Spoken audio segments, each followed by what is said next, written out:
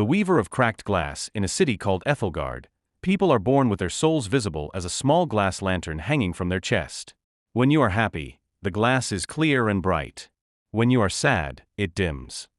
But when you commit a sin, or when someone breaks your heart, the glass cracks. The story follows a soulsmith named Silas.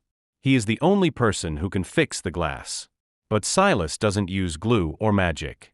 To fix a crack, he must enter the person's mind and take a piece of their identity as payment. One day, a woman comes to him with a soul that is completely shattered into 1,000 pieces, yet she is still smiling. Silas realizes that if he fixes her, he might accidentally erase the very thing that makes her human. Silas looked at the woman. Her name was Alara. Her lantern wasn't just cracked, it was a storm of glass shards. By all laws of nature, she should have been in agony, unable to breathe.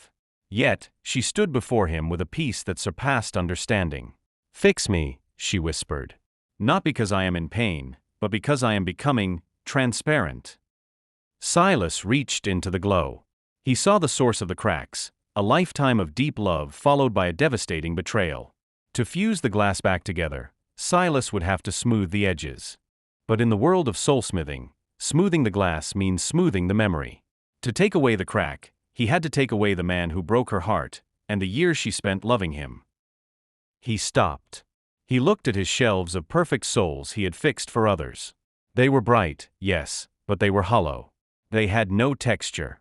He realized that if he fixed Alara, she would walk out of his shop as a stranger to herself. She wouldn't be healed, she would be edited. He saw that the very thing making her human wasn't the glass. It was the scars where the pieces tried to hold on. Silas put down his tools. "I won't fix it," he told her. Instead, he took a thread of gold and began to bind the shards together, leaving every crack visible. It is an ancient art called kintsugi of the soul.